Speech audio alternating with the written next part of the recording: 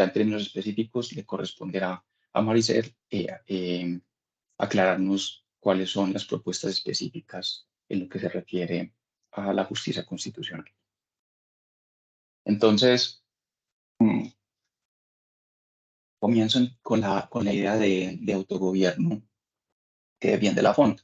Lafont defiende una idea de autogobierno que es una idea compleja en el sentido de que está compuesta por diferentes elementos.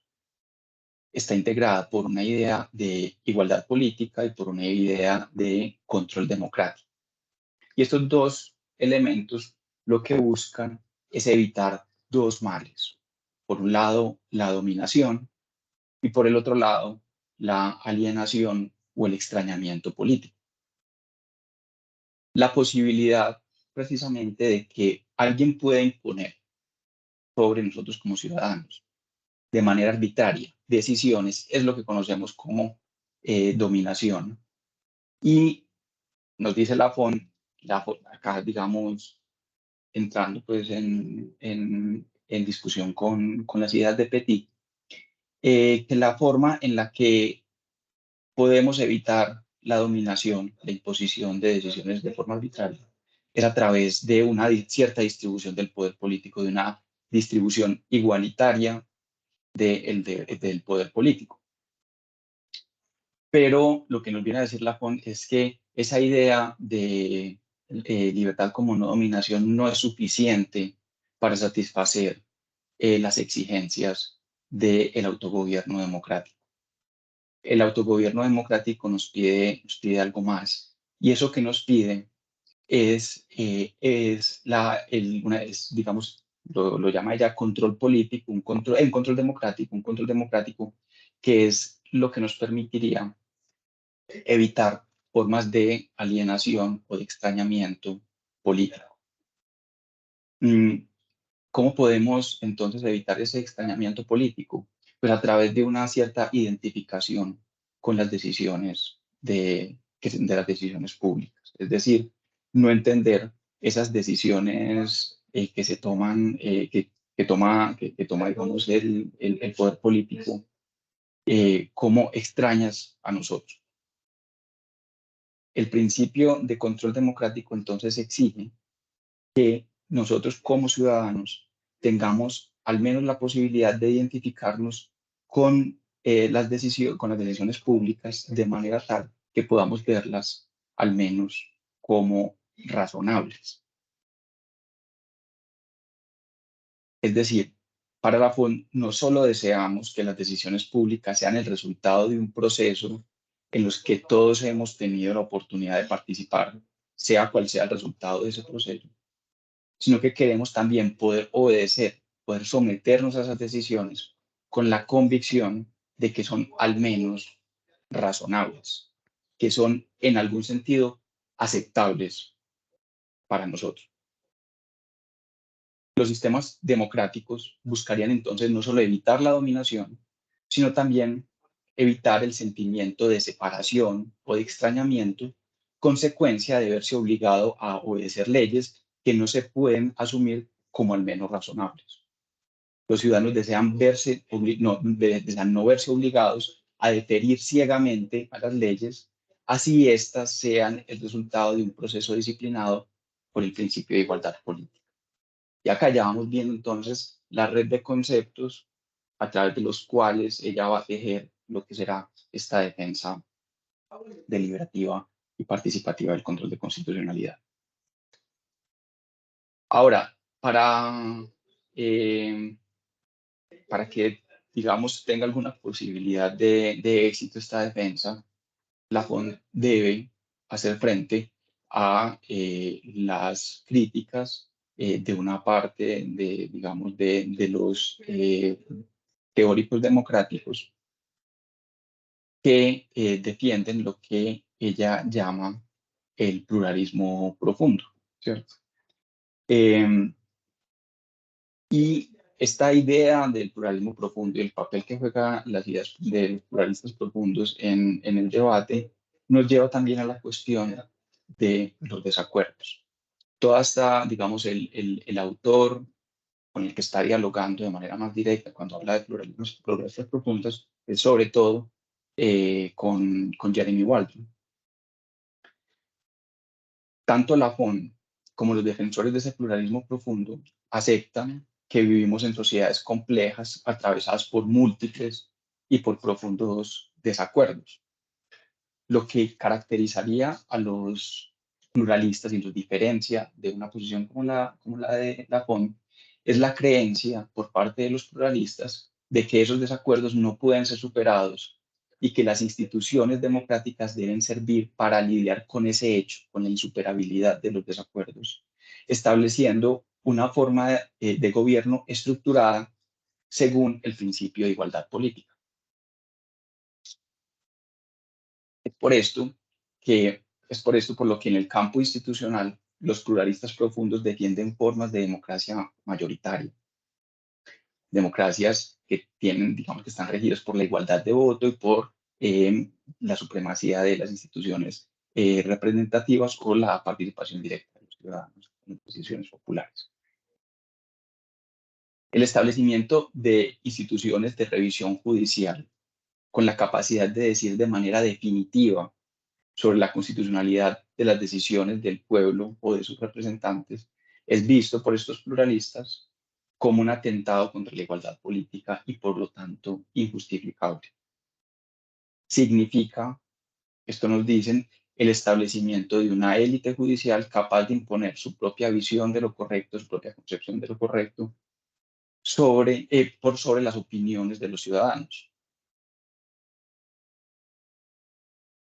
Eh, ante estos profundos desacuerdos, la única forma justa para los pluralistas profundos la única forma justa de tomar decisiones es dejar que sean las mayorías las que tengan, digamos, esa última palabra. Esta sería la propuesta de un mayoritarismo puro o un mayoritarismo procedimental. Pero la propuesta de la FON es defender lo que llama, siguiendo a Waldron, el mayoritarismo modificado. La FON considera que ante el hecho de los desacuerdos, la propuesta mayoritaria pura no es la única ni es la más adecuada.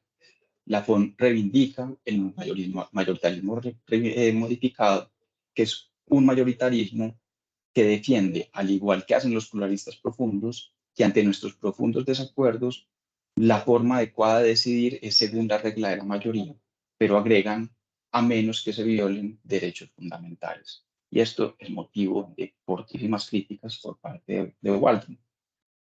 Pues para los pluralistas profundos, esto no soluciona absolutamente nada. Si la comunidad política se ha visto en la necesidad de decidir a través de la regla de la mayoría, porque precisamente no hay acuerdo, decir que lo que se decida vale solo si no se violan derechos fundamentales, cuando no hay acuerdo sobre cuáles son estos derechos y cuál es su contenido, es reintroducir el problema que se pretendía solucionar. Una modificación como la propuesta tendría sentido si existe ya un acuerdo sobre cuáles son nuestros derechos y cuál es su contenido. Así lo plantean los pluralistas profundos. Lafon, como es de esperarse, considera que esta crítica es importante, pero no es definitiva. No es cierto, nos dice, que esta sea una fórmula vacía que deja entrar por la ventana lo que se ha sacado por la puerta.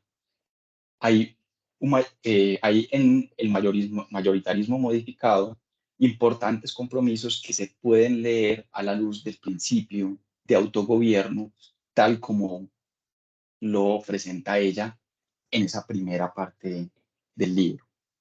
Para empezar, nos dice, quienes aceptan el mayoritarismo modificado entienden que los desacuerdos sobre derechos o principios tienen una especial importancia y no deben ser tratados de igual manera que los desacuerdos sobre políticas. Estos desacuerdos tienen prioridad sobre otras consideraciones. Debido a esta especial importancia y al compromiso de evitar violaciones de derechos fundamentales, los pluralistas deliberativos entienden, como la FOND, entienden que el principio de autogobierno exige que las demandas de quienes creen que una cuestión de derecho está en juego deben ser debidamente revisadas y sus méritos sustantivos evaluados por la comunidad política. Entonces, los desacuerdos sobre principios son diferentes a los desacuerdos sobre políticas y esos desacuerdos tienen una especial importancia y pueden y deben ser tratados de una manera diferente a los desacuerdos sobre política. El mayoritarismo modificado, visto de esta manera, no presupone que hay un acuerdo sustantivo sobre los derechos fundamentales. Supone, sí, que las cuestiones sobre derechos deben ser tratadas de manera diferente que las cuestiones sobre política. Sobre ambas cuestiones hay desacuerdos, pero no significa que se deban tramitar de la misma manera. Pero la propuesta deliberativa de la FON es más exigente en lo que se pueda que lo que se pueda pensar en un principio. La FON no solo considera luego, luego de un largo proceso de idas y venidas, superar los desacuerdos sobre derecho. No cree simplemente que es posible superar los desacuerdos sobre derecho, que es un presupuesto que ya tiene para defender su posición. Cree, además, que la única manera satisfactoria de superar los desacuerdos sobre derechos es llegar a una opinión compartida. Sobre cuestiones de principio, al contrario que sobre cuestiones de política, no nos conformamos, dice ella, con menos. Y no debemos conformarnos con menos que con un punto de vista común sobre cuáles son estos derechos y cuál su contenido.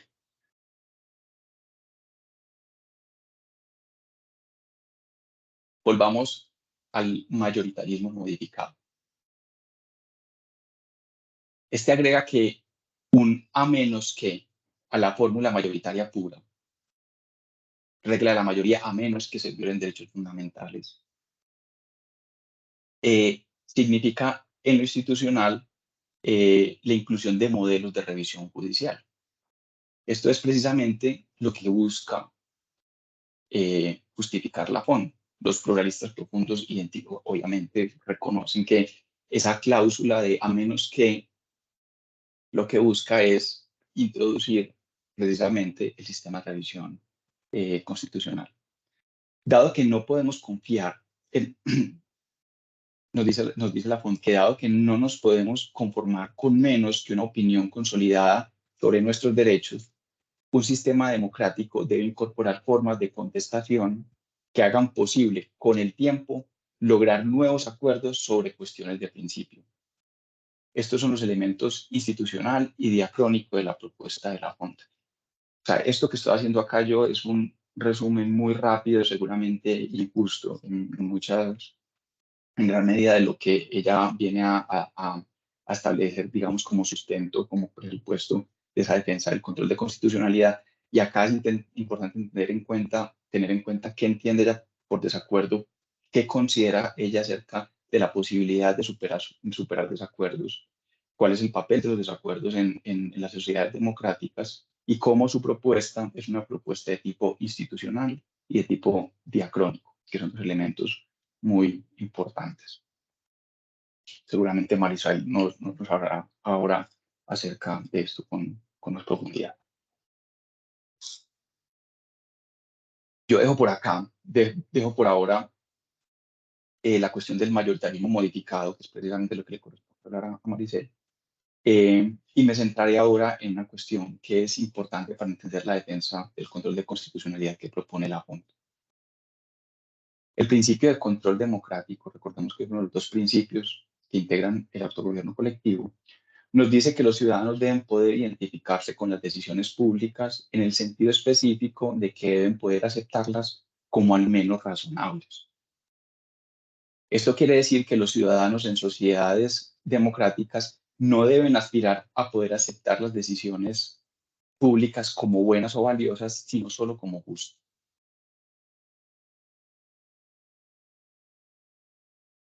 La no deferencia ciega no nos dice que en un gobierno democrático solo debemos someternos a aquellas leyes que consideramos persiguen fines valiosos, según nuestra propia concepción del valor.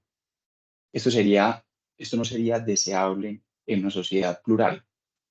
Aceptar, por ejemplo, que el matrimonio entre personas del mismo sexo, que es un ejemplo que ella nos plantea en el libro, es razonable, que está respaldado por razones públicas, no quiere decir que se espera que todos los ciudadanos que acepten la democracia deban poder entender que el matrimonio entre personas del mismo sexo es algo bueno.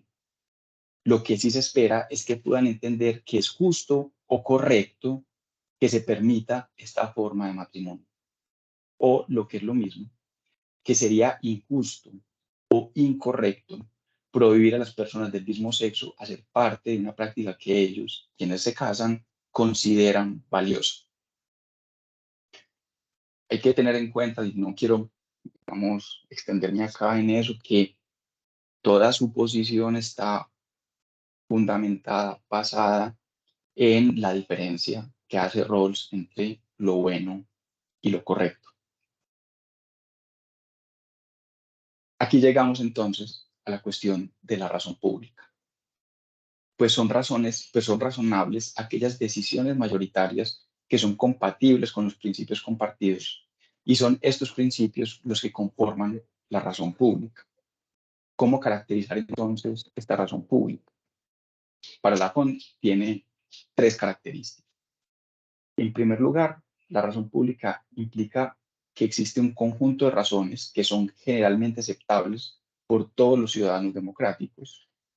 Segundo, que estas razones son independientes de las doctrinas religiosas o comprehensivas de otro tipo. Y tercero, que deben tener prioridad en la determinación de las políticas coercitivas. Lafont asume que la primera de las características no es problemática. La existencia de un conjunto de razones compartidas por todos los ciudadanos que aceptan la democracia, porque ustedes ya hemos escuchado esto en las otras presentaciones, el discurso que hace Lafont está destinado a aquellas personas que aceptan ya la democracia como una forma de gobierno legítimo, es, dice ella, algo obvio y algo trivial. El problema sería el alcance de esas razones compartidas.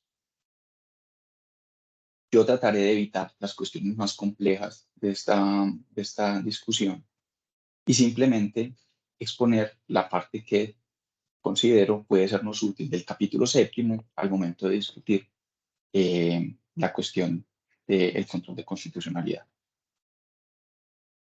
Y diré simplemente que Lafont asume que las razones públicas, las razones compartidas, son independientes de las concepciones comprehensivas, sean religiosas o seculares, de los ciudadanos, pues su existencia como razones compartidas no depende de ninguna concepción comprensiva en particular. Pero afirma también que son incompletas, pues las razones públicas no son suficientes para determinar la deseabilidad o no de una política. Lafont considera que en esa tarea de argumentar por qué una determinada medida es deseable, es necesario, dice ella, hacer uso de razones propias de las concepciones comprensivas de los ciudadanos. Es decir, debemos recurrir a nuestras concepciones comprensivas. Por esta razón, cree Lafont que en el debate sobre la posibilidad o imposibilidad de hacer uso de razones comprensivas en el debate público, es necesario adoptar un modelo de priorización que se encuentra más cercano a modelos de inclusión de las razones no exclusivamente públicas que a los modelos de exclusión. Y es básicamente la idea de que en el debate público, en la esfera pública, es posible hacer uso de razones comprensivas, propias de las teorías comprensivas de los ciudadanos, pero que están limitadas por la razón pública.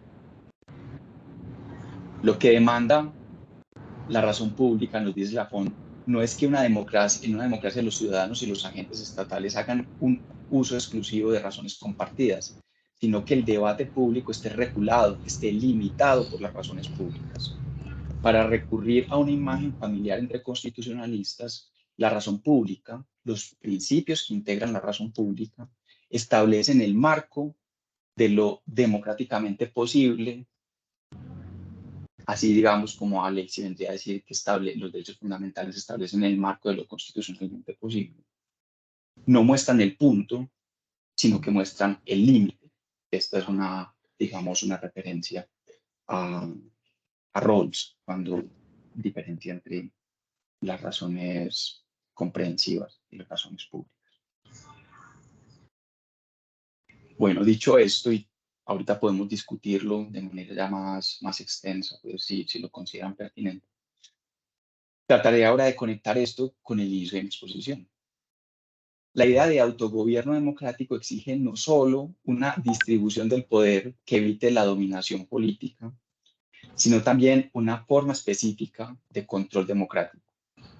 Debemos poder sentir que estamos gobernados por leyes e instituciones que consideramos al menos como razonables. Debemos tener la oportunidad de deferir a las leyes de una manera que no sea ciega a las razones sustantivas que tenemos como ciudadanos. Pero estas razones sustantivas no son cualquier tipo de razones. Para reconocer las leyes como razonables, estas deben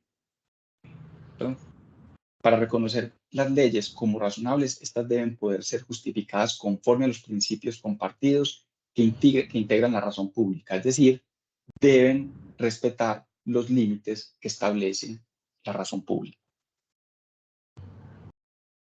Aquí se presenta una dificultad, pues los principios que integran la razón pública son, a su vez, parte del desacuerdo social.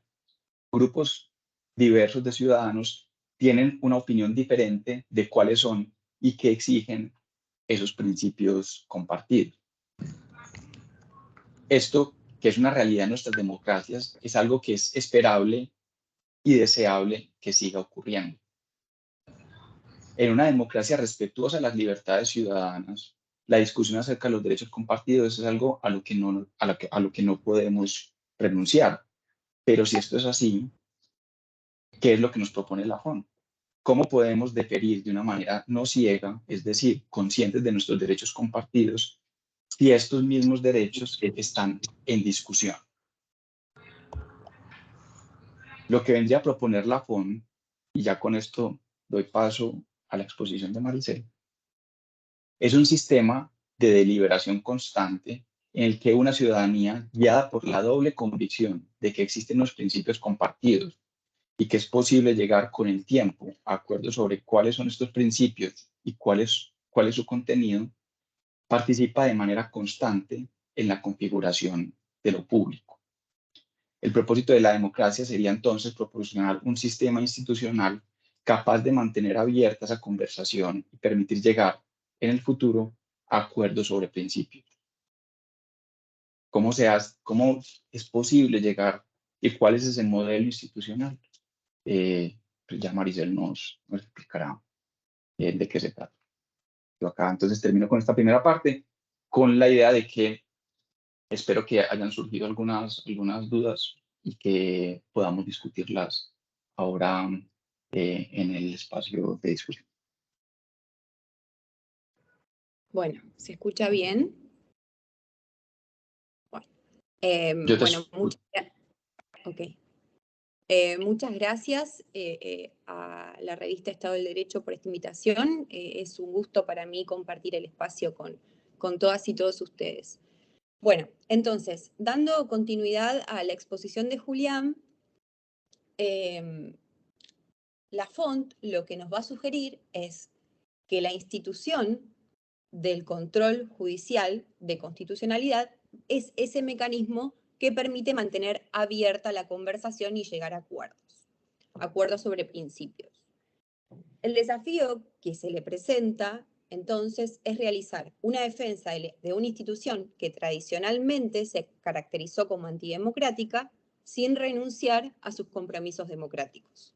Entonces, para esto, ella necesitará mostrar cómo la revisión judicial cumple funciones democráticas clave y por lo tanto tiene que considerarse, como ella dice, democráticamente legítima. Entonces, ¿cómo va a ser para estructurar su defensa? Bueno, va a reaccionar en un primer lugar a la visión de Waldron relacionada con considerar a la revisión judicial como un atajo expertocrático. ¿Qué quiere decir esto? Un atajo que pasa por alto a la ciudadanía, quienes finalmente quedarían sujetos a las decisiones de los jueces. Su argumento central, entonces, es que lo que le otorga legitimidad a la revisión judicial, y básicamente esto tiene una relación directa con el derecho de contestación de los ciudadanos, es el papel importante que la revisión judicial desempeña en asegurar la participación efectiva de todos y todas los ciudadanos y ciudadanas en condiciones de igualdad en la configuración del contenido y alcance de sus derechos. Bueno, veamos cómo es que estructura o hace esta defensa. En primer lugar, ella considera inadecuada la caracterización que viene a hacer Waldron respecto de los jueces como autoridad final. A diferencia de esta visión, ella va a decir que los tribunales supremos, ¿sí? Las cortes constitucionales, pueden tener la autoridad más alta. Pero esto no es lo mismo que la autoridad final, porque finalmente las ciudadanas van a poder, digamos, contestar esas decisiones reformando la Constitución. Ello, nos va a decir Lafont, al fin y al cabo, no puede, los jueces no pueden impedir una reforma constitucional. Y en este punto, Lafont pareciera nutrirse de los aportes, ¿no?, del constitucionalismo popular, estoy refiriendo a Kramer, a Balkin, ¿no?, quienes en su momento alertaron, ¿no?, a aquellos que participaban del debate sobre la objeción contramayoritaria y judicial review, a considerar que en realidad el problema que los estaba ocupando a ellos, a partir de preocupaciones justamente democráticas, era el problema de que los tribunales arrogándose la palabra final y no sobre la existencia de controles no políticos sobre órganos políticos. Entonces, para mostrar que la visión de Waldron es incorrecta o está equivocada, ella pone el ejemplo de lo que sucedió en Irlanda una vez que la Corte Suprema declaró que la institución del matrimonio, de manera tal, digamos, como estaba definida en la Constitución, era solo posible entre personas de distinto sexo. Entonces nos va a decir Lafont, después de esta sentencia, se generó un debate político en el Parlamento y en la esfera pública en general, que terminó concluyendo con una reforma constitucional, que modificó el artículo. Entonces, lo que el ejemplo estaría indicando básicamente es que la revisión judicial estaría contribuyendo a la constitucionalización del debate político sobre los derechos y no cerrándolo, digamos. Pero, como decía al inicio, su desafío de alguna manera consiste en mostrar cómo rechaza la respuesta epistocrática, digamos, esta de Waldron, pero a su vez defiende la revisión judicial sobre fundamentos que no socavan las aspiraciones participativas que debe tener una democracia según su concepción, ¿no? Entonces, para desarrollar su argumento normativo sobre la legitimidad de la práctica, basado justamente en consideraciones democráticas, nos va a decir que el problema principal radica en cómo se abordó el instituto de la revisión judicial. Dice que en general lo que se ha hecho es adoptar una... Estoy escuchando retorno. No sé si alguien tiene el micrófono abierto, pero estoy escuchando como mi voz. Entonces, ella lo que nos va a decir es que en general lo que ha sucedido es que se ha adoptado una perspectiva juricéntrica, ¿no? Centrada, esto significa mirar el funcionamiento interno de los tribunales, sin prestar atención al sistema político en el que los tribunales desempeñan su función. Entonces, acá yo veo que de alguna manera se está nutriendo de la mirada de Mansbridge, ¿no?, en Deliberative Systems, donde Mansfield sostiene algo así como, cada institución pública en la que se desencadena o desarrolla la deliberación tiene fortalezas y debilidades. Ahora bien, teniendo múltiples instancias institucionales donde se desarrolla esa deliberación, eso permite, digamos, que las fortalezas de una institución corrijan las deficiencias de la otra. Entonces, una aproximación sistémica, ¿sí?, al sistema institucional permite que las diferentes instancias o instituciones donde se desarrolla el entrecruzamiento discursivo puedan integrarse. Entonces, finalmente así todas ellas estarían contribuyendo al resultado y de alguna manera lo que provee es de la oportunidad de construir frenos y contrapesos dentro del mismo sistema. Entonces, sigue la Font en este sentido para, digamos, contraargumentar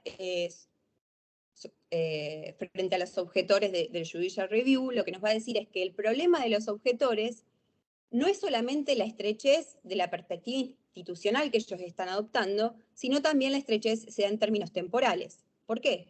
Porque básicamente ellos lo que hacen es centrarse en ver cómo los tribunales pueden declarar o no la inconstitucionalidad de una norma en un momento determinado. Y básicamente, a su modo de ver, lo que hay que hacer es adoptar una perspectiva diacrónica, porque la perspectiva de la estrechez institucional sumada a una estrechez, si se quiere, temporal, termina generando que se borre el papel importante que la ciudadanía tiene en el proceso de revisión judicial de la Constitución, cuando, según ella entiende, esto no es tan así. Entonces, lo que ella nos va a decir y donde va a ser el énfasis es que la revisión judicial es un proceso justamente desencadenado por el derecho de los ciudadanos a la contestación legal. Entonces, si nosotros queremos evaluar la legitimidad de la institución, necesitamos adoptar una perspectiva, si se quiere, ciudadana, es decir, ver cómo los ciudadanos interpretan el instituto. Entonces, esta modificación o cambio de perspectiva empieza, digamos, permite avisorar el rol de control democrático que cumple el control de constitucionalidad, dado que básicamente su función se deriva de un derecho de los ciudadanos afectados a contestar efectivamente esas decisiones políticas a las que están sujetos, que, como decía Julián al inicio, es un elemento central en el ideal de autogobierno, para evitar la alienación. Entonces, la revisión, desde esta perspectiva, adopta un papel democrático importante, ¿sí?, porque básicamente es un derecho ciudadano que consiste en una forma de control democrático. Y para enfatizar, el argumento nos va a decir que la objeción contramayoritaria siempre ha descrito una tensión existente entre la decisión del pueblo, que está representado por la legislatura, y la decisión de unos pocos jueces aislados. Pero entonces ella, ¿no?, retomando su argumento, dice, parece que esto está pasando de alguna manera por alto, que quienes impulsan ese control democrático son ciudadanos. Si bien es verdad que podemos hablar de que hay una objeción contramayoritaria, ¿sí?, pero acá habría un desacuerdo entre ciudadanos, porque esos ciudadanos que impulsan la revisión judicial también forman parte del pueblo. Entonces, nos va a sugerir de algún modo que la función de la revisión judicial de constitucionalidad, su función esencial es constitucionalizar el discurso político, es decir, estructurarlo adecuadamente sobre derechos y libertades fundamentales. Entonces, desde esta mirada, sí va a estar cumpliendo una función democrática. Y dice, por otro lado, también que no habría que perder de vista en este contexto que es una tarea emprendida por los ciudadanos, ¿sí?, con fines políticos, porque no se ven a sí mismos, digamos, como sujetos privados donde están iniciando un proceso que concierne a intereses privados, sino que se refieren en general a la idoneidad o no de una política pública.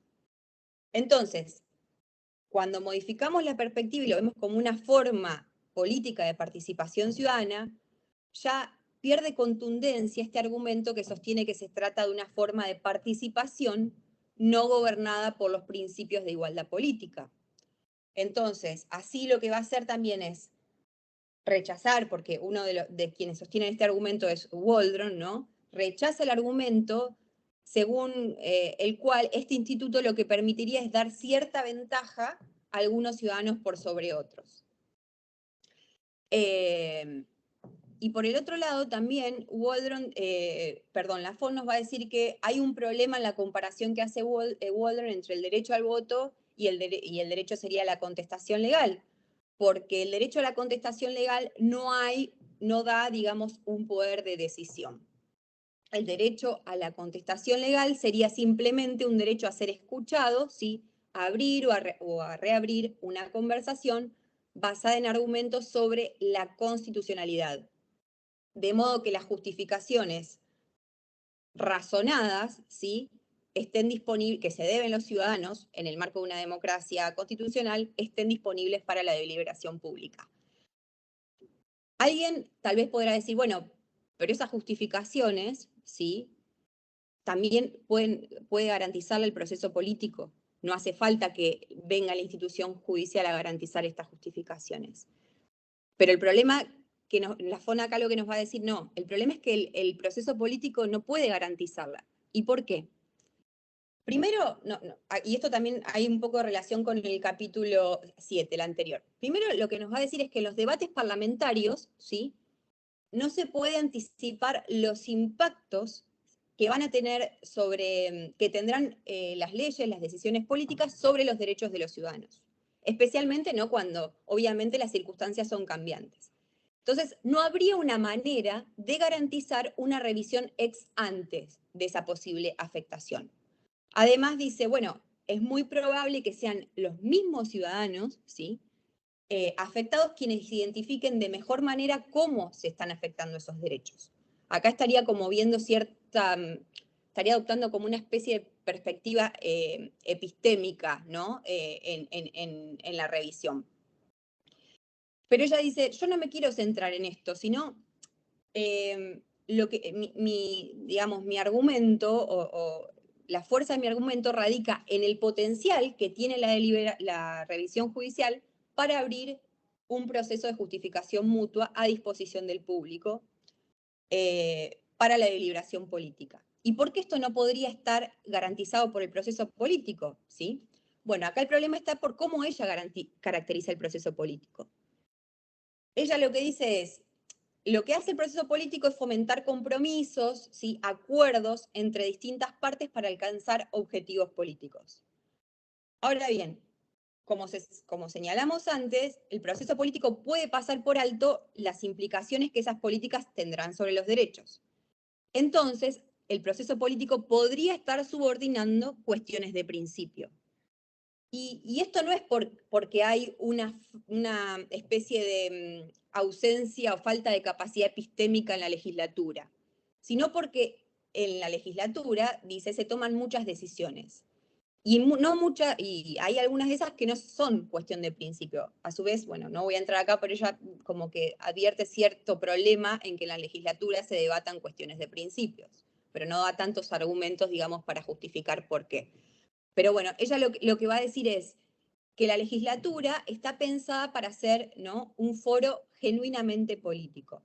En cambio, el Poder Judicial fue concebido para tener a su cargo decidir cuestiones políticas de principio. Y esto no es porque los jueces sean unos expertos razonadores morales, sino básicamente porque es una división institucional del trabajo que se ha dado en nuestros diseños institucionales. Sin embargo, nos va a decir, estas subordinaciones, ¿no?, que las legislaturas puedan llegar a hacer a las cuestiones de principio, no socavan la legitimidad política del sistema, la legitimidad del sistema político. ¿Por qué? Porque siempre que haya un derecho disponible a los ciudadanos para la contestación legal. Entonces, nos va a decir, aún cuando los impugnantes pierdan el caso, ¿sí?, el ejercicio de ese derecho tiene un valor intrínseco relacionado con el ideal democrático, que básicamente es tratar a todos los ciudadanos como libres e iguales. ¿Por qué? Porque básicamente consiste en reforzar el compromiso de la ciudadanía de tratarse de esa manera, porque en una democracia constitucional los ciudadanos deben justificarse mutuamente las leyes que se imponen. Entonces, esta garantía, digamos, de un mínimo poder comunicativo que se estaría dando a las minorías perdedoras del proceso político va a resultar fundamental para que los ciudadanos puedan mantener su sentido de justicia en vez de verse obligados a deferir ciegamente, porque de alguna manera les da el poder de influir en la opinión pública, obligar a las mayorías a escuchar sus argumentos y a considerarlos, y a su vez a examinar los razonamientos, ¿no?, que subyacen a la decisión. Y esto a largo plazo, a su modo de ver, les va a permitir ir cambiando las mentes y los corazones de los conciudadanos para finalmente lograr estos acuerdos sobre principios a lo que ella refería. Sí me parece importante destacar acá que ella no defiende una forma particular de revisión judicial, ¿sí? Lo que intenta es mostrar que el argumento vinculado a una violación aparente, ¿no?, de la igualdad política que plantean los objetores del control de constitucionalidad es un argumento, al fin y al cabo, endeble, porque cuando adoptamos esta perspectiva sistémica y diacrónica, ¿no?, aparecen razones que contribuyen a mantener la igualdad en ese sistema político en vez de minarla. Entonces, y acá viene la parte donde está vinculada con el capítulo anterior, porque dice, este derecho lo que va a hacer también, además de permitir reabrir la conversación y todas las cuestiones a las que referí previamente, va a permitir a los ciudadanos estructurar el debate público, ¿sí?, como un debate en el que se debe respetar la prioridad de las razones públicas. Y acá de alguna manera, ¿no?, muestra este modelo de priorización que ella planteaba en el capítulo anterior. Dice, aún cuando los ciudadanos o el poder legislativo no enmarcaron el debate en términos de razón pública o no vieron, por las características propias del proceso político, el impacto que iba a tener sobre los principios, sobre los derechos, entonces, de esta manera, la revisión judicial tendría un significado político, ¿no?, en su papel especial de iniciar la conversación sobre la constitucionalidad de la ley y, al hacerlo, constitucionalizar el debate político público. ¿Y cuáles serían las implicancias de esto respecto de la igualdad política? Bueno, cuando ella elabora, ¿no?, aborda la cuestión de la razón pública, dice que no hay, ¿no?, ningún tipo de deber, siquiera moral, que obligue a los ciudadanos, en el marco de un debate político, votar dejando de lado posiciones basadas en doctrinas comprensivas o religiosas. Ella entiende que es necesario permitir el modelo de inclusión. ¿Por qué? Porque excluir este tipo de consideraciones haría que se esté violando la igual consideración que se deben a todas las opiniones en la democracia. Entonces, necesita un dispositivo institucional que permita inclinar la balanza y garantizar que aquellos que están en desacuerdo con la política en cuestión reciban respuestas analizadas y justificadas. Entonces, a diferencia de lo que sostiene Waldron, que dice que en este caso estarían adquiriendo los ciudadanos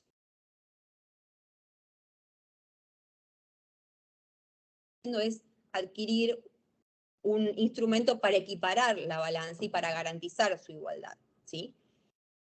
Entonces, la contribución normativa desde la perspectiva que ella adopta, esta sistémica y diacrónica, está dada básicamente por la exigencia a los ciudadanos de debatir públicamente el alcance de los derechos, a darse justificaciones, ¿sí?, que deben estar comprometidos a darse estas justificaciones que ellos deben estar comprometidos a dar para tratarse como libres e iguales, de manera que la protección de esos derechos tenga prioridad sobre otro tipo de consideraciones, religiosas u otras doctrinas comprensivas. Entonces acá se ve cómo es compatible esto con su modelo de priorización de la razón pública. Entonces, lejos de bregar por una deferencia ciega de los ciudadanos a los razonamientos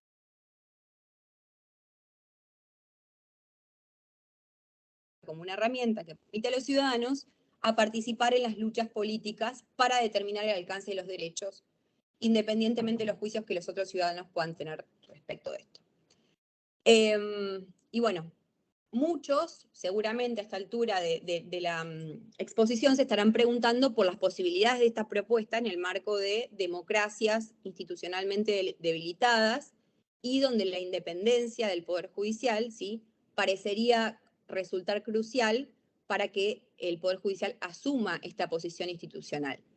Y esta es una cuestión que ella no deja pasar por alto y entiende que sí, que en realidad hay una cuestión empírica para atender.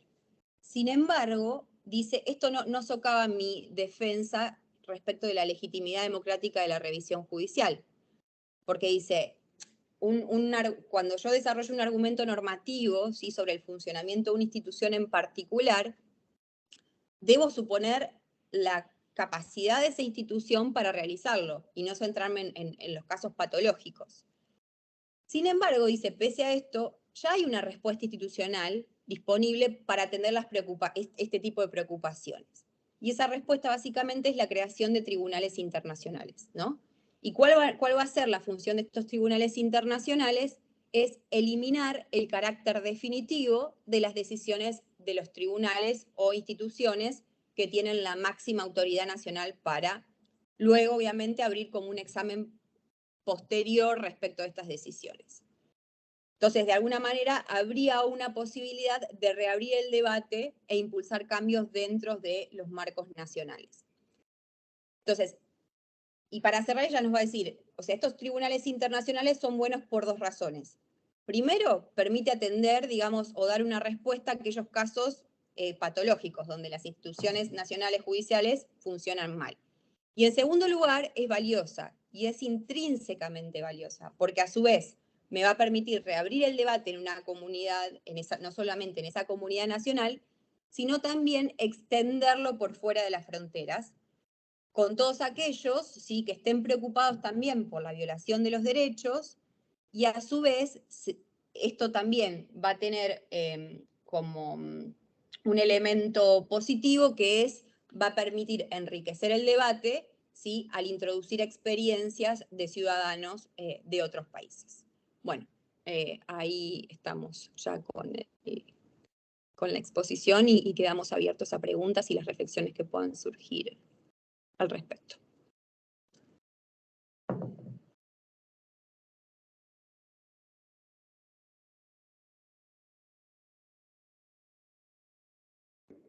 Bueno, muchas gracias a los dos, Julián, Maricel, pues nos han compartido muchas ideas que tienen que ver con el control de constitucionalidad y las cortes y la labor de, pues, como lo que establece la FON al respecto.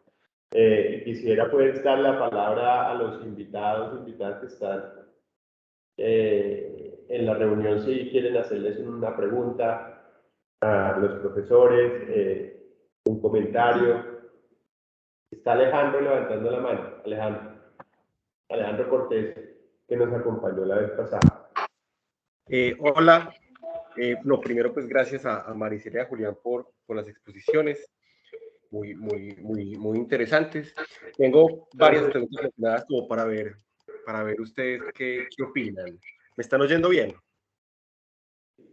Sí. Listo, no. Entonces, la primera sería esta. Y está relacionada con este argumento que dice la FON, que el control judicial no es un atajo epistocrático, porque incluso si es la autoridad más alta, no es la autoridad final, porque siempre queda abierto el camino a la reforma constitucional. Y eso, por supuesto, digamos que en abstracto suena muy razonable, pero cuando uno entra a pensar, como ya en casos concretos, uno dice, bueno, eso puede tener sentido bajo ciertos esquemas institucionales, pero cuando, por ejemplo, la Constitución es demasiado rígida, el camino de la reforma constitucional, pues no es tan, puede que esté formalmente abierto, pero en la práctica no lo es, no lo está. Entonces mi pregunta es, digamos que si ustedes consideran que, pues, ¿cuál sería como el nivel, esto suena un poco raro, pero el nivel óptimo de rigidez, flexibilidad constitucional que le diera sentido a la propuesta de la FONT en términos empíricos? Porque uno podría plantear, ¿sería la propuesta de la FONT, tendría sentido en un sistema digamos que con una constitución extremadamente flexible. Claro, tendría sentido porque permitiría, digamos, que la contestación todo el tiempo a través de la reforma constitucional, pero eso podría llevar a que, por ejemplo, el valor de control judicial no tuviera ningún valor porque sería supremamente fácil tumbar una decisión del Tribunal Constitucional. Pero en el otro extremo, una constitución excesivamente rígida, pues haría inviable la reforma constitucional. Entonces, mi primera pregunta sería como, bueno, ¿consideran ustedes que habría, por ejemplo, un nivel óptimo de rigidez, flexibilidad que le diera sentido, digamos, que a esta propuesta de la Font?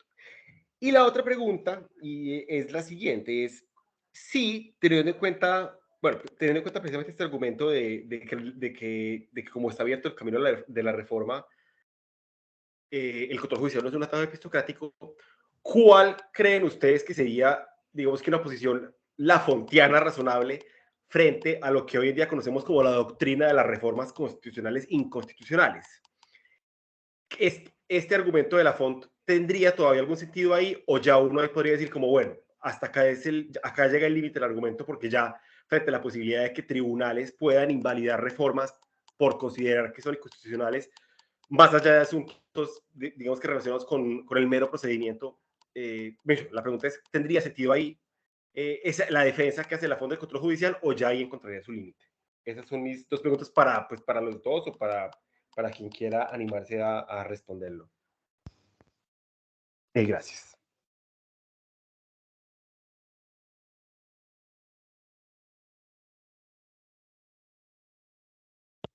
Juli, ¿querés, digo, por tu entrada, ir por ahí?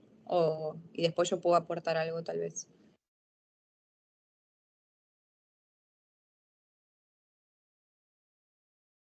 No se escucha, Juli.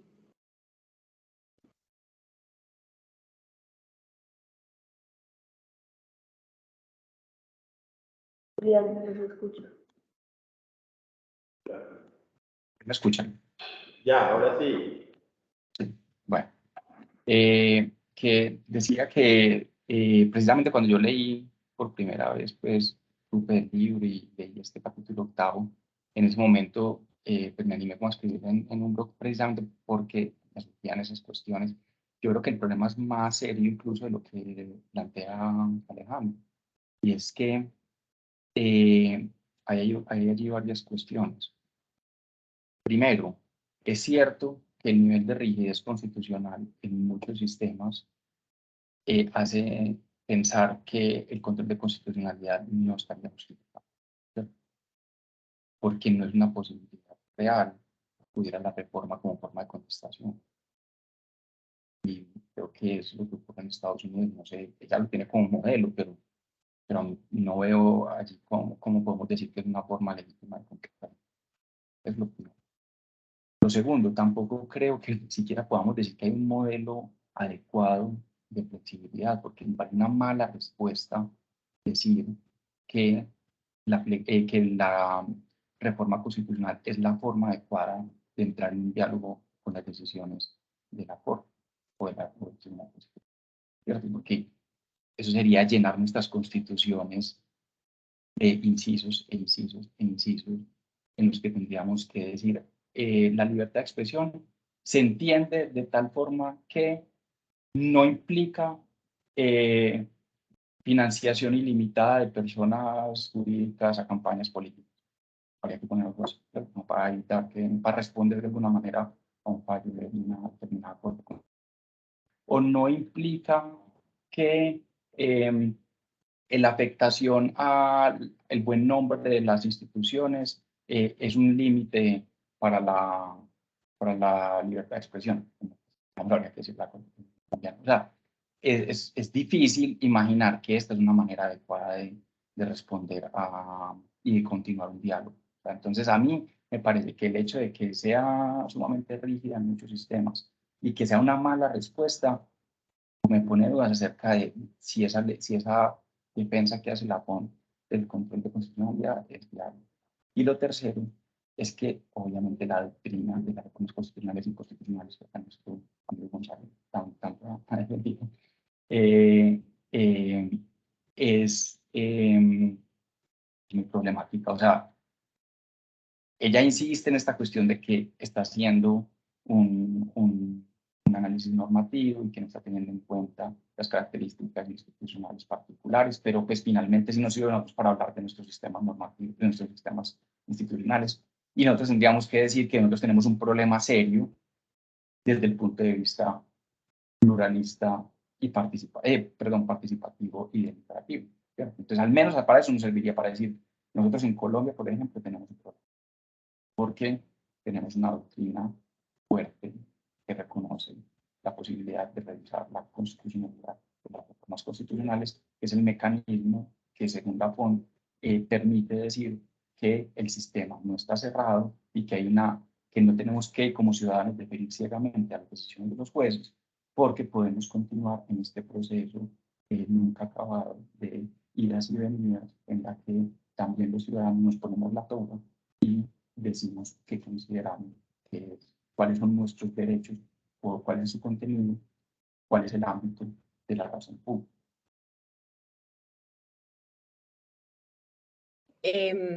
Sí, yo la verdad que estoy de acuerdo, digamos, con tus objeciones y no sé si me atrevería, digamos, a optar por un sistema, y no sé si hay un sistema óptimo en este caso. Sí creo que hay algo, esto de las posibilidades de la reforma constitucional, en donde vos estás en lo cierto. Hay algo así como esto a lo que hacía alusión Elster cuando escribe, ¿no? Ulises desatado, que dice que en general lo que hacen las constituciones, o esas minorías que escriben las constituciones en sus momentos, lo que hacen es atarles las manos al resto y desatarse las propias, ¿no? Algo así reza el argumento de Elster. Entonces, teniendo en consideración esto, digamos, las posibilidades o no de una reforma constitucional que se vuelven muy exigentes, digamos, para llegar a esos consensos, sí presenta, a mi modo de ver, un argumento muy fuerte en contra de esta defensa, digamos, esta autoridad final de la ciudadanía para poder decidir casos controvertidos. Eso iría por un lado, y también por el otro lado, cuando vos hablas de un sistema, una constitución flexible.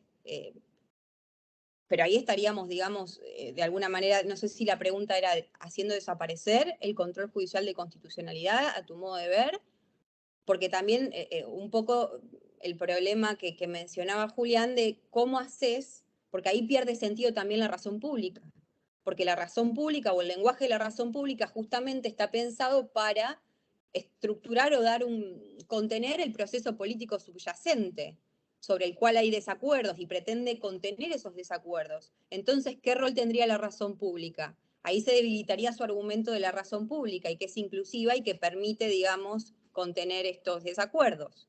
Eso diría en relación con esto. Con las doctrinas de las reformas constitucionales.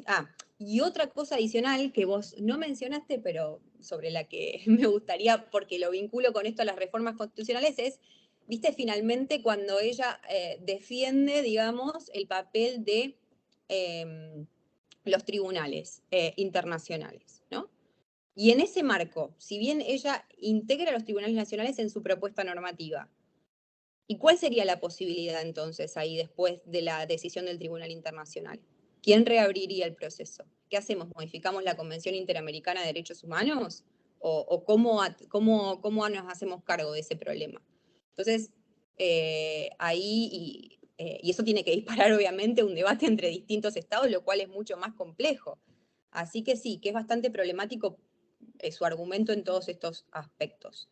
Después diré otras cosas, pero voy a dejarlo por si surgen otras preguntas y si no, seguimos la conversación.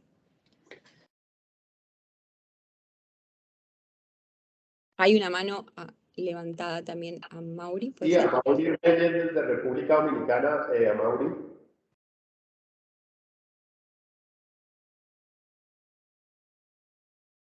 No te escuchamos. Ahora sí.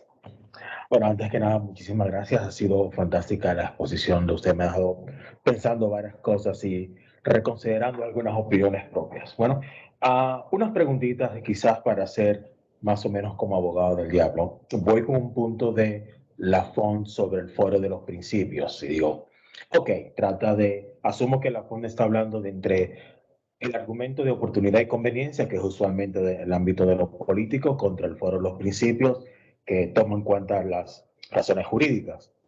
Pero aún asumiendo que es un argumento normativo, ¿cómo pudiéramos hacer práctica esta distinción? Sobre todo si aún en modelos que son de tribunales concentrados o concentrados descentralizados, como sería Argentina, con el ámbito del control difuso, Estados Unidos control difuso, o el Tribunal Constitucional Español, que es un único solo, hacer argumentos en el foro de los principios cuando realmente realiza también argumentos de oportunidad y conveniencia, en el sentido de sentencias interpretativas, examinar el impacto que puedan tener sus decisiones. En el caso de la Corte Suprema de la Nación Argentina, que usualmente va a conocer en el recurso extraordinario, ya en un debate como tal, o la Corte Suprema de Estados Unidos, que le va a llegar a raíz de un caso en concreto y va a determinar qué argumentos implica en terms of policy. Y a final de cuentas ahí el tribunal va más allá del derecho y se entra en términos que son de política pública o de efectos del derecho que le correspondería al Parlamento o al Congreso. Entonces, ¿hasta qué punto se puede crear esa división nítida entre el foro de los principios y el foro de oportunidad y conveniencia que es propio de los políticos? Dos, ¿hasta qué punto podemos distinguir esta visión de Lafont del criterio de John Ely en Desconfianza y Democracia? Porque veo que si bien Lafont trata de partir de abajo hacia arriba, desde los ciudadanos, las personas, hacia las instituciones, John Ely lo hacía más o menos al revés, pero al final de cuentas es lo mismo, en cierto sentido. Pregunto como abogado del diablo, ¿en qué sentido? Al final de cuentas lo importante es lo procedimental, proteger los derechos que nos permiten como tal participar. O Lafont está tratando de construir un argumento mucho más amplio, lo cual lleva a otra pregunta, si el argumento de Lafont es realmente algo sustantivo o algo también, o es necesariamente algo netamente procedimental. Y ya por último, una vez analizado todos los capítulos del libro y acá, en este capítulo en particular, ¿cuál es la concepción de legitimidad que está manejando Lafont? Puede ser en el libro completo, pero sobre todo en este capítulo, porque al final de cuentas, para sustentar esta participación inclusiva desde abajo hacia arriba, o sea, utilizar los tribunales como órganos o el tipo de esferas públicas, y tratamos de asimilarlo al lenguaje del neorrepublicanismo. Entonces, la idea de legitimidad, ¿cómo se maneja? ¿Se maneja la legitimidad del pueblo respecto a los tribunales o en participar a los tribunales? ¿O la idea de que los tribunales realmente sean legítimos para captar esta discusión política cuando los ciudadanos ya no puedan acceder al Congreso o los congresistas se hartan de esa discusión, etcétera? Entonces ahí nos tocamos si es una legitimación argumentativa, como Robert Alexi mencionaba, pero desde el punto de vista del pueblo que trata de hacer valer Lafont, queda todavía un poco oscura la idea de legitimidad, o simplemente para estos fines de la democracia deliberativa no es tan importante para el argumento que trata de explotar. No sé, son cuestiones que me llegaron a la cabeza a partir de la lectura del texto y de la presentación de ustedes en este caso. Gracias y bueno, renuncio ya a mi posición de abogado del diablo. Pues, ¿qué preguntas? Mari, ¿querés empezar? No, empezá y veo cómo me acoplo. O sea, Amaury, son muchas cosas. Obviamente nosotros no estamos acá para defender a Lafont, no en esa cuestión, sino tratar de entender las implicaciones de las ideas que ella defiende. Me parece, yo voy a tratar de decir como cosas muy superficiales, así de pronto a partir de ahí también incluso pues con lo que diga Mari, no sé si tenés alguna otra cosa que decir, o Alejandro, pues no sé, o Gonzalo, pues como enriquecer pues también esta discusión. Entonces, bueno, empezaría por lo último. Yo entiendo que ella, al analizar la legitimidad del control de constitucionalidad, digamos, no acude como Alexis a esta idea de representación argumentativa, en la que de alguna manera a veces se da como expertos razonadores morales, ¿cierto? Digamos acá desde el principio es como expertos balanceados, expertos en el manejo pues, del discurso de los derechos fundamentales. Yo creo que ella lo que está tratando de decir es que la legitimidad de las instituciones no puede entenderse de manera aislada, digamos, lo que venía haciendo Mario. Y que debe entenderse como un proceso que está además, que tiene que evaluarse diacrónicamente, no sincrónicamente, y que está encaminado a habilitar a la ciudadanía para, digamos, mantenerse en un proceso constante de liberación, con la posibilidad de en algún momento llegar a acuerdos acerca de lo justo, acerca de lo correcto, si bien no pretenden de ninguna manera que se aceptarlo, ¿no? Entonces, la legitimidad del control constitucional ahí se entiende que está supeditada a cumplir ese papel específico. Sí, cumple una función importante en permitirnos continuar ese debate constante y llegar a ese acuerdo, entonces es legítimo. Si no, entonces tenemos que pensar en la institución. Eso es como lo primero, tal vez más o menos como lo urgente. Sobre el argumento sustantivo procedimental, la pregunta yo te la devolvería. Es importante, es realmente importante que podamos tener esa distinción clarísima entre argumentaciones de tipo sustantivo y argumentación de tipo procedimental. ¿O nos bastaría con simplemente decir que hay digamos que los jueces, que los tribunales constitucionales tienen una mayor tendencia a tener en cuenta cuestiones de principio, mientras que los parlamentos tienen una mayor tendencia a los acuerdos, digamos, sobre políticas y a tener en cuenta otras cuestiones que ella no trata mucho, ella, porque todas estas cuestiones de eficacia, etcétera, ella no les dedica mucho tiempo, le dedica más como a los acomodos que se promueven en el Congreso o en el Parlamento, ¿cierto? Entre diferentes posiciones y como los acuerdos que pueden llegar allí. Y digamos, el particular interés que no muestran los jueces acerca de justificar conforme a principios públicamente reconocidos. Entonces, yo no sé, yo no, tal vez pensaría que ya no tendría que defender una división tajante, que yo creo que es casi imposible de defender. Tendría que mostrar, y no recuerdo que le dedique tiempo a eso, es que sí existe una tendencia y digamos que tiene que ver con el rol institucional de cada una.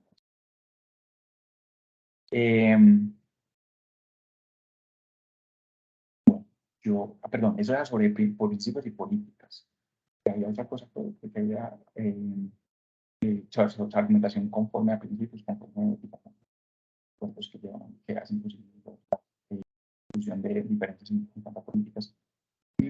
Argumento sustantivo procesal, legitimidad. Bueno, sobre si ese argumento sustantivo está bien complicada, teniendo en cuenta que lo que importa es el funcionamiento del sistema en general, ¿cierto?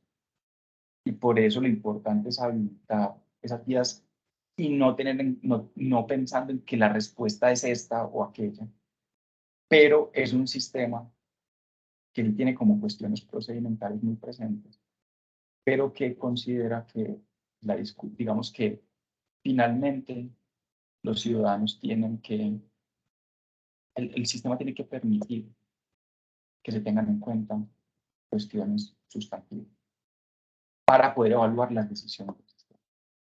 Porque tengamos un criterio que nos pueda decir estas son las buenas decisiones, sino porque las preocupaciones de los ciudadanos acerca de cuestiones sustantivas tienen que ser atendidas y los ciudadanos tienen que poder llegar en algún momento a un acuerdo acerca de cuáles son las soluciones sustantivas acerca de los principales, digamos, desacuerdos sociales, que se van renovando, porque ya no está, digamos, la FONT no es para nada pues, simplista en esto.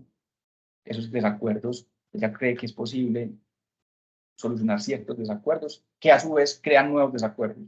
Y estamos siempre como en ese proceso de renovación, solución. Bueno, a lo que decía Julián, y en relación con tu primera pregunta, y esta distinción entre el foro político y el foro de los principios que ella hace, yo creo que hace esta distinción porque la necesita para su argumento. ¿Por qué? Porque ella, para seguir manteniendo el valor de la igualdad política que una democracia constitucional requiere, ¿sí? Ella admite que en el proceso político es necesario permitir la introducción de doctrinas comprensivas o religiosas, ¿sí? Sobre las que hay desacuerdos. Entonces, ella necesita probar que su defensa de la razón pública inclusiva es así, distinguiendo como dos niveles institucionales distintos, ¿sí? Por un lado el debate político, por el otro lado el foro de los principios. Y ella lo que va a decir que tanto, bueno, los jueces obviamente porque la institución está pensada de esa manera, pero después los ciudadanos, ¿sí? Que contesten legalmente y los que devuelvan esa contestación, van a estar obligados, ¿sí? A traducir sus doctrinas comprensivas en el lenguaje de los principios o la razón pública. Entonces, pero para mí acá el problema principal que tiene ella con su argumento y que es por donde vos lo estás haciendo confuso, que es el problema del desacuerdo. Y nosotros naturalmente desacordamos, ¿sí? Sobre qué significa la libertad, la igualdad, etcétera, etcétera. Y que a veces para darle contenido o alcance a esos derechos específicos necesitamos acudir a doctrinas comprensivas, sean religiosas o no. Entonces, para mí acá ya tiene un problema importante, ¿no? Y por qué muchos, como objetores de Judicial Review, dicen, ¿no? El gran problema o el argumento que pudo, digamos, atacar el control judicial de constitucionalidad es el problema de cuando se abre la brecha interpretativa, en términos de Roberto Bargarella, ¿no? Él dice, bueno, tenemos desacuerdos sobre qué significa esto, digamos, especialmente cuando necesitamos interpretar textos constitucionales, que en general las expresiones son muy abiertas porque justamente necesitan encauzar un proceso político, ¿sí? Bueno, esos desacuerdos, digamos, se hacen mucho más grandes en la esfera constitucional. Y también vinculado a esto que vos decías, ¿no? Cuando los jueces terminan diciendo cuestiones de política pública, ¿no? Y ahí es donde vos ves el problema de la distinción. Me parece que estás haciendo referencia un poco a lo que ves vos en litigios estructurales y demás, ¿no? Donde se terminan determinando cuestiones que a tu modo de ver corresponderían al Parlamento a determinarse. Y yo creo que acá lo que de alguna manera la FONT no está viendo, digamos, o está pasando por alto, es que la actividad judicial, que en este caso da lugar a la determinación de la litis, ¿sí? Es una cuestión que en general fue subconsiderada, si se quiere, ¿no? Por la teoría jurídica. Entonces, ignorada en las reflexiones sobre el control de constitucionalidad y el impacto político que tiene. Porque cuando se delimitan los límites de un conflicto, ¿sí? Nosotros en general tenemos una decisión del tribunal de instaurar el sentido de ese conflicto de una manera. Y al hacerlo, está desplazando otras formas determinadas de ver el conflicto, ¿no? Entonces, cuando si el caso es estructural o a veces se trata de un caso individual, no responde necesariamente ¿sí? A un fenómeno natural, sino que es una forma de describir jurídicamente el conflicto que está bajo su jurisdicción, pero que eso no excluye otras formas de describir ese conflicto. Entonces, ahí es como que también se estaría pasando por alto, ¿sí? como el papel protagónico que tiene el Poder Judicial a determinar los conflictos. Y esto también es algo de lo que ella debería hacerse cargo cuando habla de un derecho incondicionado de los ciudadanos a acudir al Poder Judicial para poder hacer valer su derecho a la contestación legal. Y como es un montón de institutos, vos referías, ¿no? Mencionaste en un momento la Corte Suprema de los Estados Unidos, hiciste referencia al right of certiorari, puede ser, o algo así. No sé, me pareció que hiciste referencia y cuando mencionaste la Corte Argentina. Bueno, acá la Corte ha desarrollado un montón de doctrinas jurídicas, si se quieren, que encierran detrás toma de posición de naturaleza institucional. Y en general no evaluamos la legitimidad de esa toma de posición de naturaleza institucional. Pero ¿quién la define? La define exclusivamente la Corte, ¿sí? No sé, se me ocurre doctrina de cuestiones políticas no justiciables, el Instituto de la Legitimación, cuando habla de que el caso es un abstracto. Son todas maneras de abrir o cerrar el proceso, de las llaves, digamos, de acceso a la justicia. Y sin embargo, ella no se hace cargo de trabajar estos institutos. Y también, como decía un poco Julián al inicio, o sea, está bien, podemos hacer teoría normativa, pero si queremos que esa teoría normativa tenga cierto impacto, también tenemos que considerar el contexto en que esas teorías son aplicadas y cómo funcionan realmente los sistemas. Ella dice, bueno, nosotros tenemos que adoptar cierta actitud interpretativa respecto a nuestro sistema institucional para ver cómo esas instituciones funcionan realmente y ver la perspectiva de la ciudadanía. Bueno, parecería que vos también tendrías que hacerte cargo de mostrar, ¿no?, los contextos en los que operan y todas estas, cómo lo ve también justamente el Poder Judicial a su rol, porque, ¿no?, todas estas teorías también tienen que ver como cómo se conciben ellos dentro del sistema político institucional y las herramientas que desarrollan para, de algún modo, jugar el juego político institucional con el resto de los poderes también.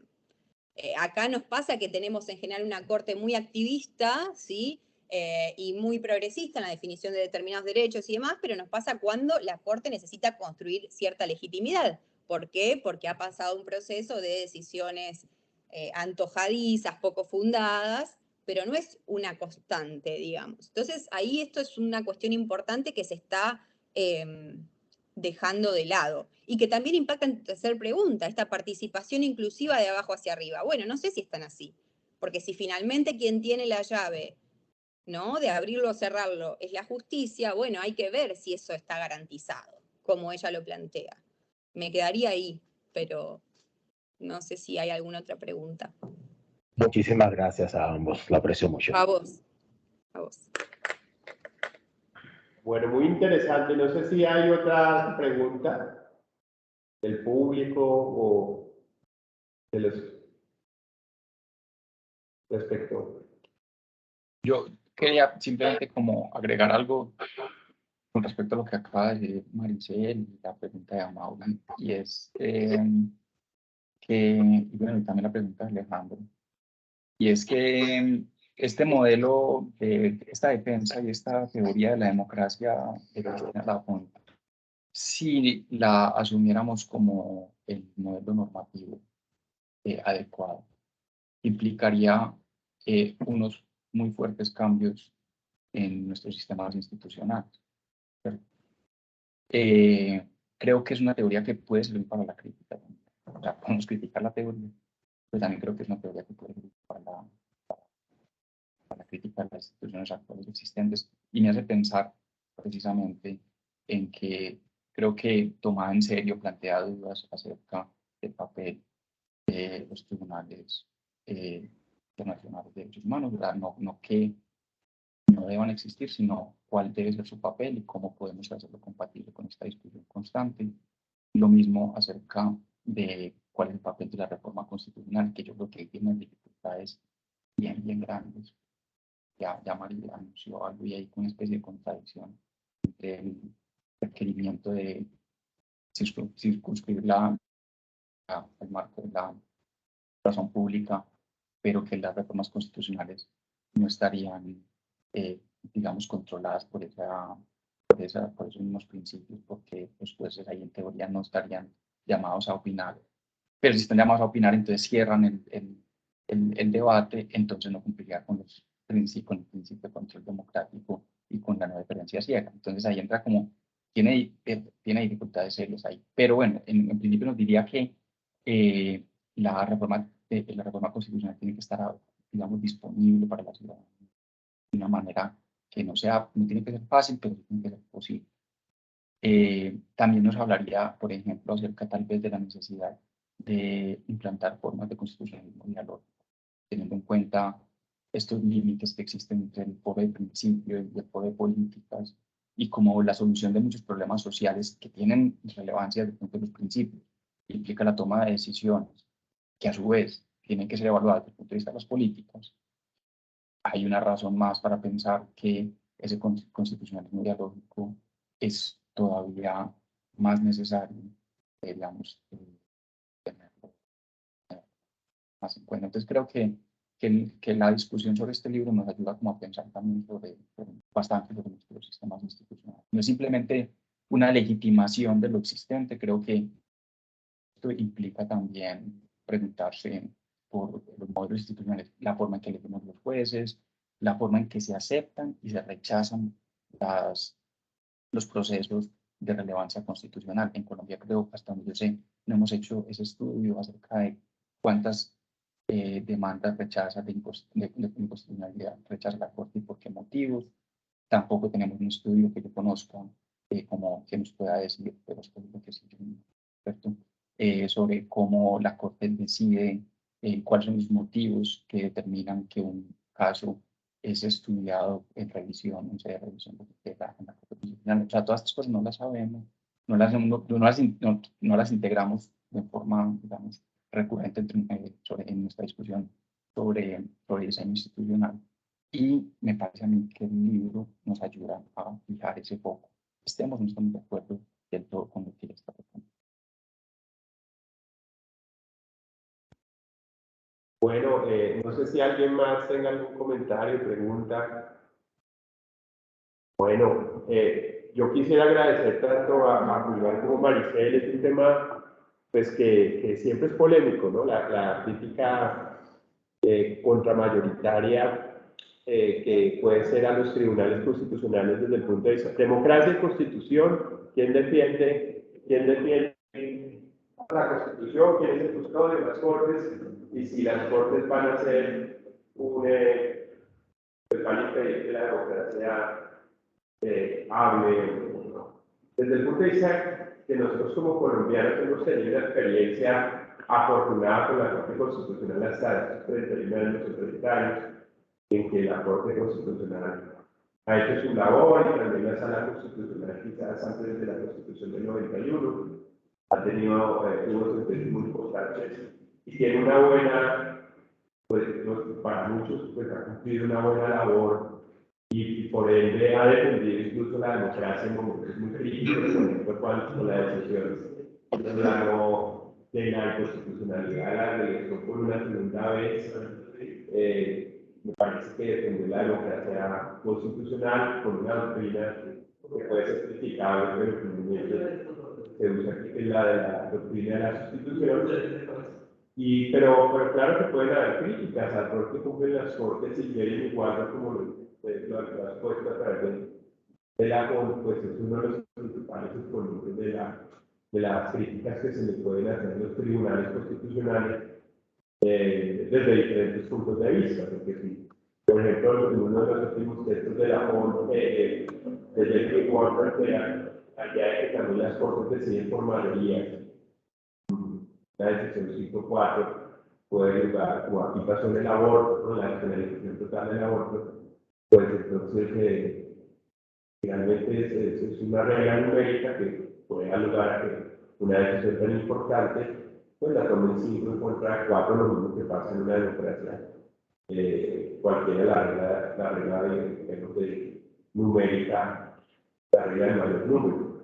Entonces, Juan estuvo aquí en la Corte Constitucional, incluso varias de ustedes, y finalmente, pues, algunos han tenido sus críticas, pero como digo acá en Colombia, hasta ahora no hemos tenido una Corte Constitucional que cause problemas para muchos, porque tenga mala reputación, finalmente sea regresiva, como si la tiene, por ejemplo, en Chile, el Tribunal Constitucional que para ellos es una tercera cámara, en donde sus decisiones son regresivas con las decisiones que se toman en el Parlamento. Y en el caso, por ejemplo, de Uruguay o Argentina, el experimento de la Corte Suprema es simplemente pues, un rol muy diferente al que tenemos nosotros, y por eso la crítica quizás también de Roberto Margarita, que es muy válida, la crítica frente al gobierno, en donde dice, bueno, cuidado con los jueces constitucionales, con las cortes,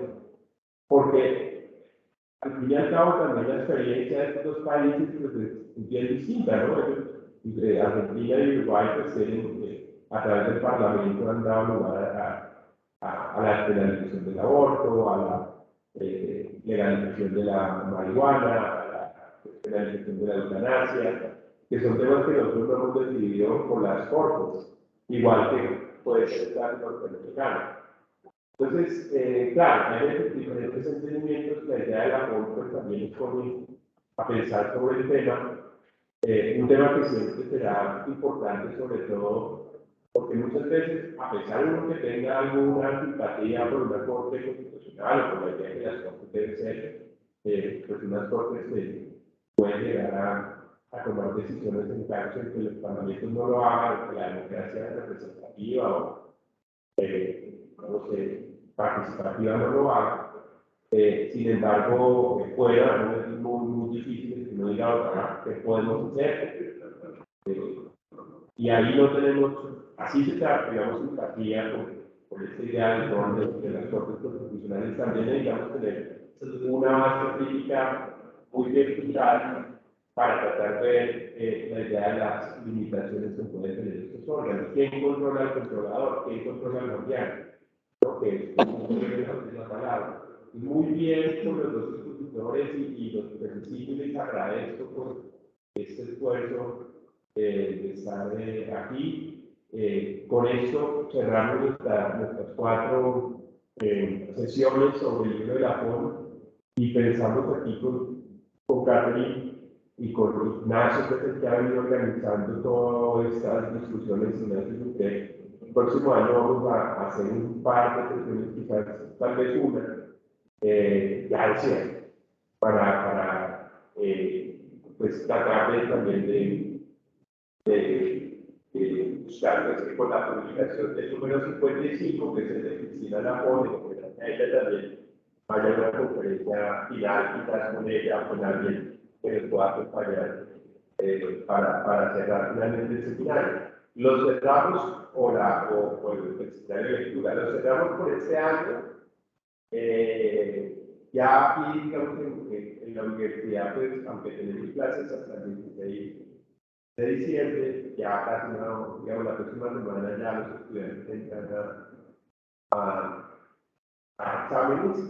Queríamos que este seminario estuviera lleno de estudiantes, pero lastimosamente parece pues, que está muy difícil que tengan tiempo para que acudan estos presencialmente, porque tienen una carga pues bastante, una carga de trabajo pues, que no les impide venir a muchos aquí. Pero están viendo las grabaciones, también en mi curso, está viendo las grabaciones que también quedan en el YouTube de la revista, con lo cual pues ha sido muy ameno y estar acá en el instituto, claro, que se copia de la edita y pues también han estado pendientes de las conferencias. Ahora estuvo el jefe un rato, lo vieron por ahí, me puse la foto, se probaba en la reunión, y para los profesores y profesoras del departamento también, viendo las grabaciones. Sí. Pues ya que planteas como esta cuestión, yo creo que precisamente vale la pena hablar críticamente acerca de nuestras instituciones, incluso acerca de aquellas instituciones que queremos y valoramos. Y creo que vale la pena que precisamente aquellos quienes las quieren y valoran se preocupen por dar cada vez, digamos, tener mejores argumentos para defender esas instituciones, que implica también reconocer cuáles son sus limitaciones. Entonces, obviamente, la crítica al control de constitucionalidad no es un ataque al control de constitucionalidad, es un esfuerzo colectivo por tratar de entender cuál es la mejor manera de gobernarnos en común. Y yo creo que ese es el valor de esta discusión. Entonces, no, que no se entienda que si yo dije algo que sonara crítico con el control de constitucionalidad, no es que yo no valore la institución y no valore los logros del control de constitucionalidad, en particular en mi país, en Colombia, sino que es precisamente la mejor manera de comprometerme con esas instituciones, intentar entenderla y reconocer sus límites. De acuerdo contigo, 100%. No es que cuando sale una crítica que debo destruir, acabar con la institución, sino protegerla, porque pues, ya de que sea un poder absoluto, pues incluso va en contra de los principios mismos de la democracia, ¿no? La idea del constitucionalismo popular en Estados Unidos, que tienen una tradición más larga de control de constitucionalidad, también una respuesta a cortes constitucionales, a la Corte Suprema de Justicia conservadora, regresiva, ahora con una mayoría conservadora o republicana, o bueno, como lo quieran llamar, en Estados Unidos también se ponen las alertas, pues, ¿qué hacer con esto de las cortes que pueden hacer regresivas de materia de derecho, que es usted la última decisión sobre el aborto? Y Mark Toshman y todos los que han sido críticos con momentos que ha tenido la Corte Suprema nos están también poniendo en alerta sobre lo que puede ser el rol de las cortes constitucionales y de las instituciones en una democracia. Creo que eso también es una muy buena labor del constitucionalismo, que se ponga a pensar qué hacer con los límites que pueden tener las cortes y tribunales constitucionales desde el punto de vista de la democracia. La FONCO es un referente y bueno, agradecerles pues, por habernos entendido. Nada más, muchas gracias a todos los que estuvieron, a Maricel, pues justo todos los que estuvieron acompañándonos en estos cuatro secciones, pues nombrarlos aquí, si me ayuda Catherine, los que han estado aquí, Ignacio, Victoria Cristal, Alejandro Cortés, estuvo también, bueno, ustedes dos, Olivares. Olivares, Emanuel Olivares, Maricel y sí, ha sido una selección mixta argentina-colombiana, pero lógicamente pues hay más personas que han pensado sobre el tema y que van a pensar aquí. En el departamento pues tenemos un experto en sorteos y en la idea, digamos, de las loterías y de los minipulics, pero que es César Vallejo y nos venga. Yo no, pero es que a mí no me gusta mucho la foto. Pero lógicamente que si no le gusta, venga y diga, pues no le gusta, pero finalmente, claro, porque pues, sí, hay que entender, ¿no? Justamente lo que nos estaba explicando la vez pasada Alejandro Cortés, por cuál es su perspectiva respecto a los atajos que se tratan de tomar con este tipo de propuestas, como el sorteo o los minipulics, y vimos la vez pasada con Alejandro Cortés que no es que vaya a acabar con este tipo de figuras, sino que hay que mirar realmente cómo se hace un buen sorteo, elección de personas por sorteo o un buen minipulics.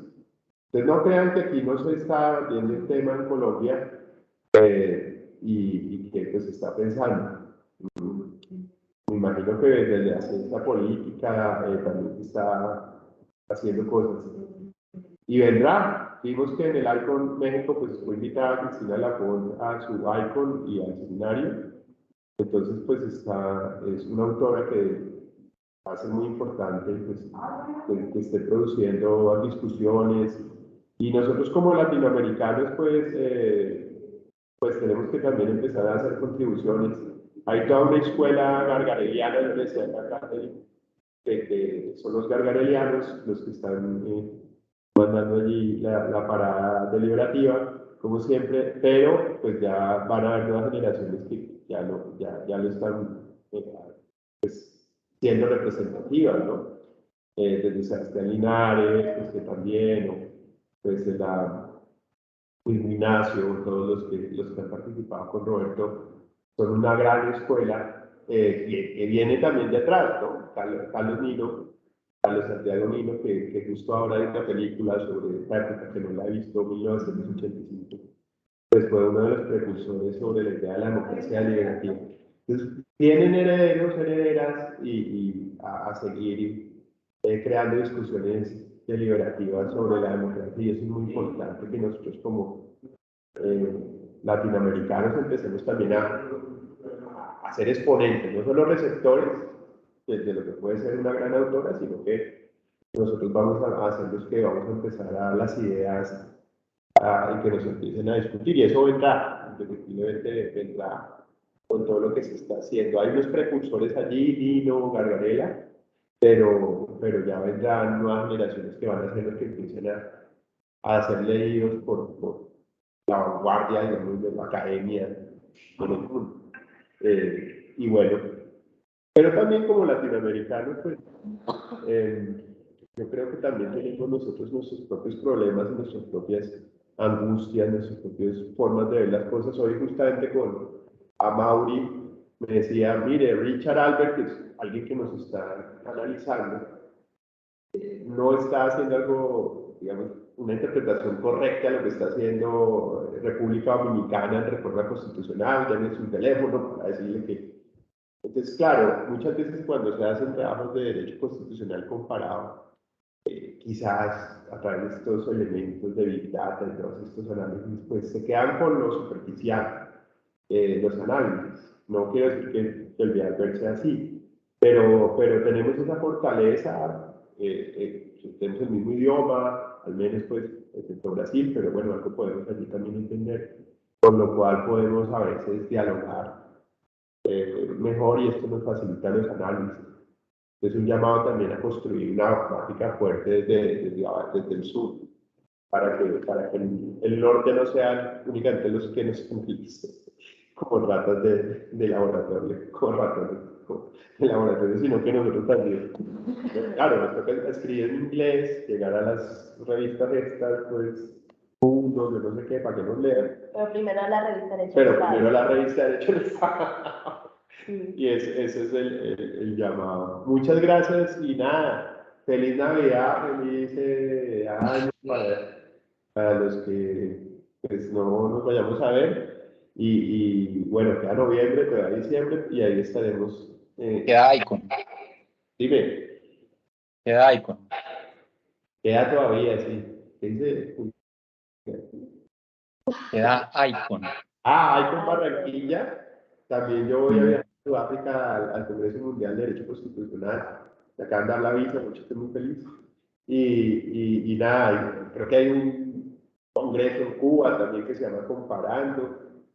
Bueno, hay miles de congresos, hay Society en Puerto Rico. Entonces, aprovechar que no hay pandemia supuestamente, y ya vimos que sí, todo lo que puede ser lo difícil de este tipo de cosas para no vernos, entonces pues si hay alguna posibilidad que nos encontremos en estos eventos, lo hagamos. Y bueno, seguiremos haciendo simposios en la revista, si tienen alguna propuesta de simposios, de debates para que lo hagamos, pues bien puedan y nosotros lo armamos. Nada, entonces muchas gracias Julián, muchas gracias Maricel y nos hablamos. Chao. Hasta luego. Gracias a ustedes por la invitación. Bueno. Muchas gracias. Muchas gracias. Hasta luego. Bueno. Está bien. Oye, Julián, al final, un curioso artículo de